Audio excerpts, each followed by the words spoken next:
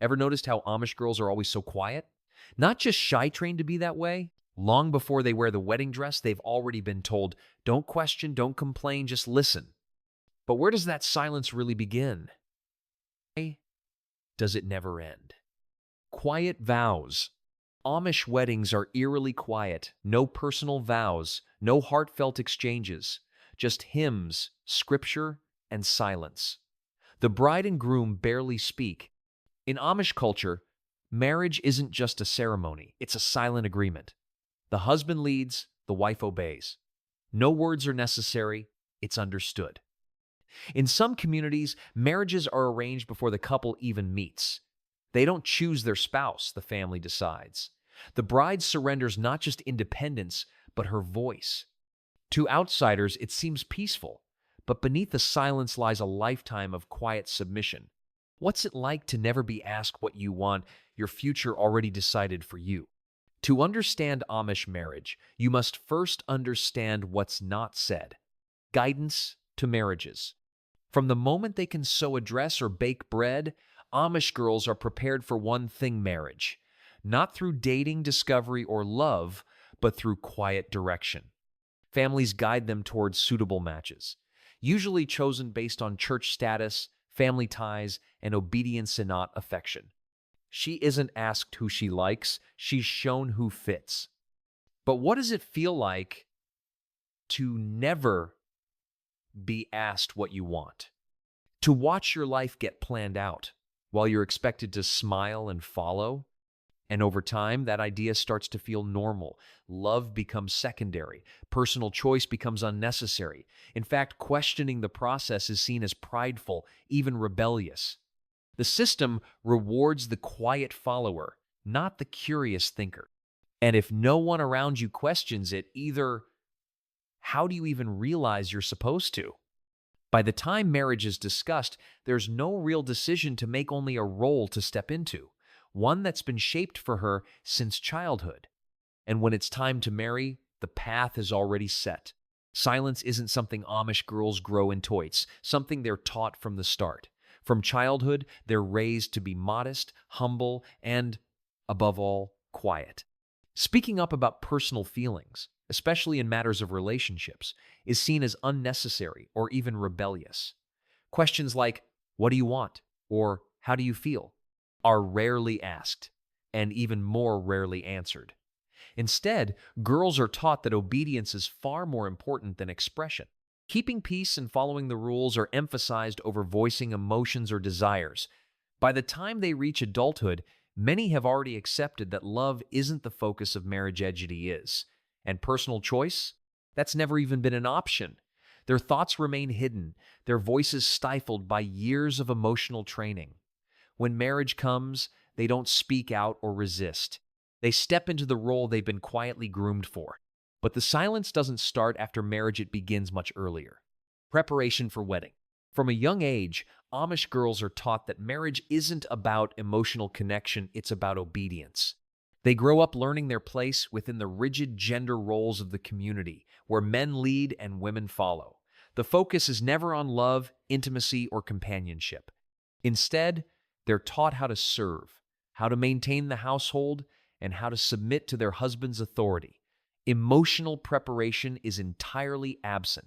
There's no guidance on building a relationship or fostering a deep emotional bond with a partner. The bride's job is clear. She is to support, obey, and maintain the family's traditions, no questions asked. Intimacy is seen as a duty, not an emotional experience, and any desires or discomforts are expected to be kept silent. By the time the wedding day arrives, Amish women aren't filled with excitement or anticipation. They're prepared for one thing: submission. And that preparation lasts a lifetime. And when the wedding day comes, it's not joy they're prepared for, it's discipline. The first year of marriage for an Amish bride is a silent trial. There are no comforting words, no understanding looks from family or friends. The newlywed wife is expected to adapt quietly and without complaint. No matter how difficult the adjustment, she is taught not to ask questions or voice discomfort. If she struggles, she's told to just get used to it. Her feelings are secondary to the expectation that she will simply fall into her role. Emotional isolation is common, as there is no space for her to express her fears, doubts, or desires. The pressure to conform is overwhelming. The first year isn't about love or bonding, it's about obedience, acceptance, and the quiet assimilation into the life that's been planned for her. In this silence, the bride begins to realize that her voice, once lost in the wedding ceremony, is now completely absent from her daily life. Rules. In the Amish home, the roles are clear and unshakable. The husband is the head of the household, responsible for leading the family, making decisions, and guiding the direction of their lives. The wife, on the other hand, is expected to listen, support, and obey. There's little room for discussion or negotiation in these marriages. Husbands speak, and wives listen. This one-way communication structure permeates every aspect of the relationship, from daily tasks to major decisions. Emotional exchange is minimal, as the wife's role is primarily to serve, not to share feelings or thoughts. If there's discomfort or disagreement, it is either ignored or quietly accepted. The husband's authority goes unchallenged, and the wife's silence is expected. The traditional Amish marriage isn't about partnership, it's about obedience. The lack of emotional intimacy creates an emotional void that many women live with their entire lives, silently bearing the weight of a role they were trained for, but never chosen. In Amish culture, silence is not just expected, it's enforced. For Amish women, speaking up about emotional neglect, discomfort, or abuse is not an option. It's a violation of the unwritten rule that women must remain humble and obedient at all costs. The idea of complaining is foreign. If a woman expresses any form of distress, it is viewed as a failure to fulfill her role. The consequences of breaking the silence are dire. Women risk losing their standing within the community, shunned by family, friends, and even their church. In an environment where reputation is everything, the fear of being ostracized is enough to silence even the most painful complaints. To endure in silence is seen as virtuous, but to speak out is seen as disgraceful. As a result, many Amish women suffer in isolation, bearing pain without hope of relief, quietly accepting their fate without ever daring to challenge the norms that confine them. But what happens when something goes wrong? Silence becomes survival. For many Amish women, silence transforms from a learned behavior to a form of survival. Over time, they realize that speaking up is no longer just discouraged, it's dangerous. The risk of rejection, shame, or even being shunned by their community is too great. Silence becomes their shield, protecting them from the harsh social consequences that come with challenging their place in the marriage or the community. The idea of keeping peace, often taught as a virtue, becomes a survival mechanism in a world where speaking out is viewed as a threat to harmony. This constant emotional restraint takes a profound toll. The more they suppress their feelings and desires, the more they disconnect from themselves. The weight of unexpressed pain, resentment, and loneliness begins to erode their mental health, leaving them isolated and disoriented. Living in constant fear of speaking out leads to a kind of emotional numbness. They stay quiet, not because they want to, but because it is the only way to avoid the painful consequences of voicing their truths. As the years go on, silence isn't just a response to social pressure, it becomes the very means by which they endure their reality. Love is never discussed. In Amish marriages, love is a concept rarely discussed, let alone nurtured. While most marriages are built on a foundation of emotional connection and mutual affection, for Amish women, the focus is not on love but on obedience. The idea of romantic love simply doesn't hold the same weight. Amish women are expected to fulfill their role as wives and mothers without the expectation of love or intimacy. Conversations about emotional connection are almost non-existent.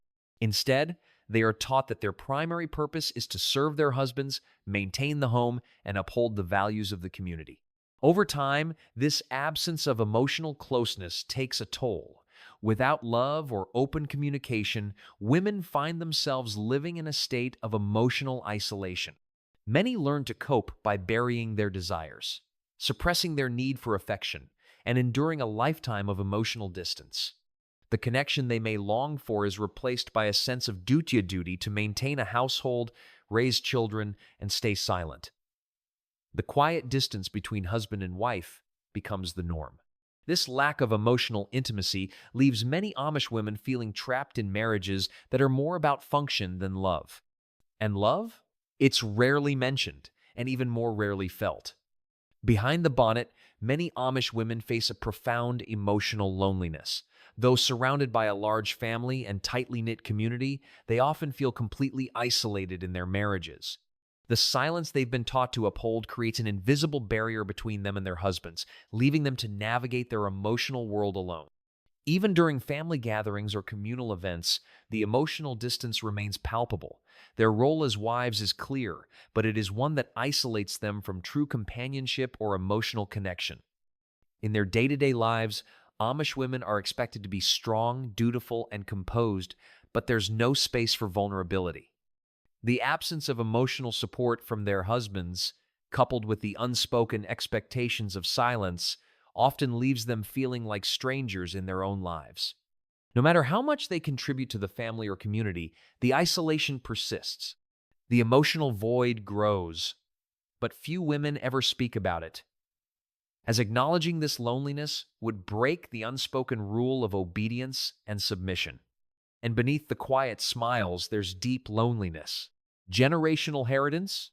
We've seen how silence defines an Amish woman's marriage, but what happens when that same silence is inherited? For many Amish daughters, the quiet doesn't start in adulthood. It starts in childhood by watching.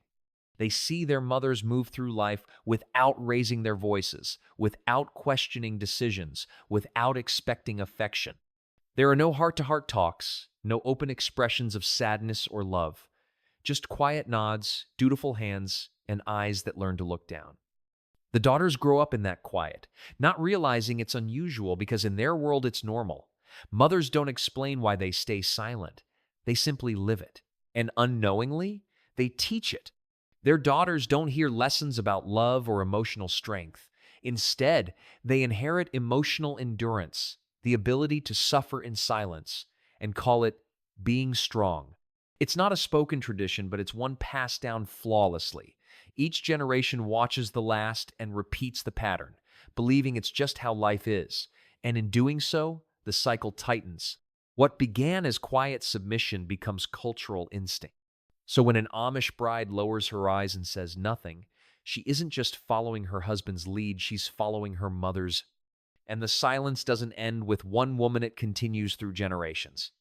From the outside, their lives look calm, but inside something is missing.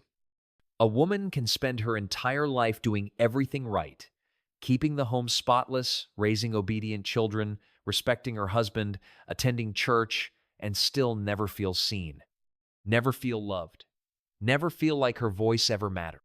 Because in the Amish way, silence is mistaken for virtue. Obedience is mistaken for peace.